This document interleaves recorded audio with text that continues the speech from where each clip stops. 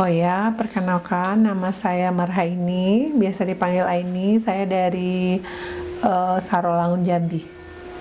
Oh, kebetulan sih saya nggak ada keluhan ya, belum saya rasakan, auzubillahi min dzalik lah, belum ada keluhan. Tapi saya di sini ingin mencari ilmu, intinya melatih kesadaran biar saya lebih paham ya. Selama ini saya cuma lihat di melalui TV atau media elektronik, tapi saya pengen merasakan sendiri gitu loh. Banyak, mulai dari disiplin ya, itu pola makan, kemudian melepaskan emosi-emosi, kemudian belajar tentang apa ya, meditasi, kemudian ya intinya sampai kita mencapai kesadaran itu sendiri.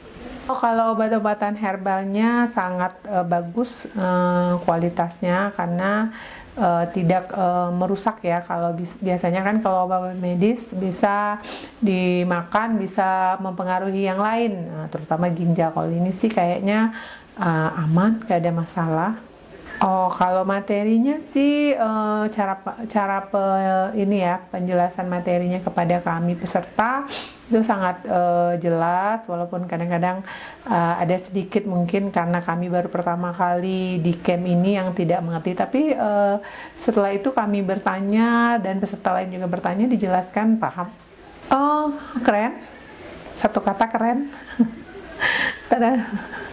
Ya pokoknya bisa inilah, sehingga kami yang sebelumnya tidak paham keluar dari sini jadi paham. Berarti kan bagus gitu ya acara penjelasannya ke peserta. Ya kalau secara fisik sih saya merasa tubuh saya lebih ringan. Kemudian biasanya sih saya sering kalau sedikit ada stres atau apa, saya mudah lambung saya mudah perih gitu. Nah tapi kalau sekarang sih kayaknya dengan apapun persoalan, kadang-kadang selama camp ya, walaupun HP-nya di ini, tapi tetap ada persoalan setelah itu, tetap tidak terasa, tetap enjoy, relax gitu kan.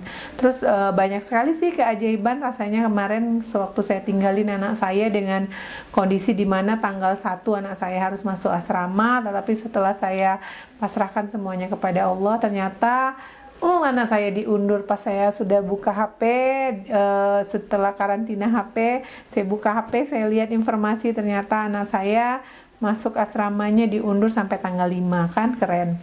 Kalau tanggal 1 ya berarti anak saya hari ini tanggal 31 Desember harus siap-siap untuk berangkat ke asrama, itu menempuh perjalanan 12 jam.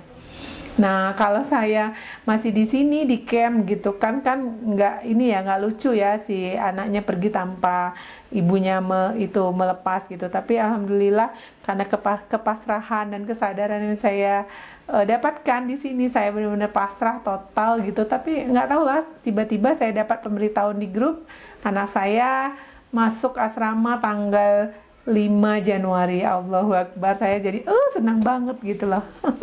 Oh, kalau secara mental sih saya lebih tenang. Biasanya saya kalau ada apapun, dalam keadaan apapun, saya sering, walaupun dalam ini saya sudah belajar tenang, tapi tetap agak gimana ya, feel-nya tuh terasa tidak enak banget gitu. Kalau orang Sumatera bilang tidak enak nian gitu, nah kan. Tapi kalau sekarang saya udah sering, ya udah gitu, santai aja gitu. Kalau secara spiritual bagaimana? Kalau secara spiritual saya lebih ini, kalau biasanya saya sholat itu tergesa-gesa, tapi sekarang saya lebih tenang. Kemudian saya merasa kalau sholat itu lebih apa ya, lebih sebagai seorang pecinta dibanding dulu hanya sebagai penggugur kewajiban. Kalau dulu sih saya kalau nggak sholat tuh seperti takut masuk neraka gitu, diazab gitu. Tapi kalau sekarang saya merasa gimana ya, kayak gimana orang lagi jatuh cinta, saya pengen sholat gitu. Nah walaupun saya tidak ini neraka lagi gitu. Nah dan juga saya sekarang yang lebih top markotop itu tentang pencerahan, kalau sebenarnya tuh surga dan neraka itu sekarang saat ini. Nah saya juga dulu saya pernah ini ikut online dengan Bu Sinta, saya lupa gitu baca surat Hud ya, surat Hud. Tapi setelah kemarin saya catat di buku pas waktu camp, terus pas saya ini lihat di googling tadi di HP, Masya Allah luar biasa. Saya baru sadar kalau neraka itu sebenarnya pada saat ada bumi dan langit gitu. Nah, bukan bumi dan langit hancur gitu. Nah, jadi saya baca berkali-kali, ya Allah, kenapa saya nggak tahu ya, nggak ngeh gitu. Tapi setelah ini saya bilang sama suami, ya Allah Pak, ini gimana ya, selama ini kita kemana gitu, nggak pernah baca gitu. Nah, iya, saya ulang lagi sampai berapa kali saya baca artinya. Kalau misalnya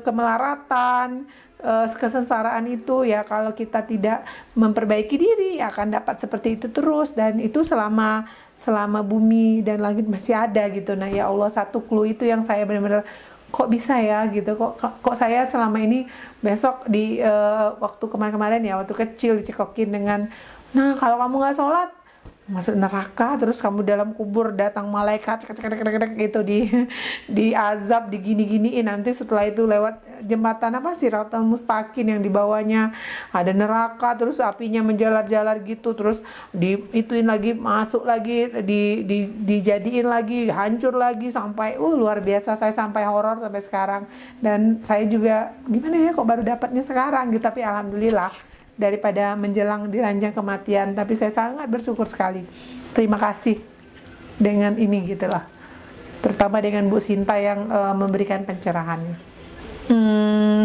Banyak kesadaran, apapun yang terjadi saya pasti, oh ya udah, nggak apa-apa, biarin aja gitu. Nah, itu tadi yang saya bilang yang pertama tadi, kalau saya mendapat keajaiban, padahal sebenarnya saya tuh waktu camp suruh HP disita gitu, sedangkan saya butuh informasi. Saya kan juga lagi kuliah nih, ngambil profesi bidan gitu. Nah, saya juga gimana ya, biasanya di grup itu ada informasi yang kadang-kadang data harus gini, tugas harus begini. Nah, saya benar-benar ya udah gitu, plong gitu, saya serahkan HP. Saya percaya pasti akan ada kebaikan, akan ada kemudahan. Dan saya lihat tadi pada waktu HP sudah hampir 6 hari ya di karantina, saya lihat HP saya hampir 1000 tadi WA yang harus saya baca gitu, dan saya lihat nggak ada masalah apa-apa, alhamdulillah. Dan di grup, baik di grup stase saya, baik di grup profesi saya, aman terkendali, Masya Allah, luar biasa. Ya, saya berharap mungkin ya semua orang sih tidak bisa kita paksakan ya, tentang kesadaran, tentang segala sesuatu, pemahaman gitu. Nah, tapi saya berharap terutama kepada ada sih keluarga saya yang sakit, berharap semoga dia dikasih kesadaran untuk bisa sembuh, karena sekarang lagi mencari gitu. Nah, saya untuk ngasih tahu sih gimana ya, kurang ini gitu, karena dia tuh alirannya lebih ke yang yang nyata gitu, bukan yang kayak kita holistik gitu. Nah, jadi saya cuma berharap dia bisa menemukan kesadaran dan bisa sembuh kembali gitu.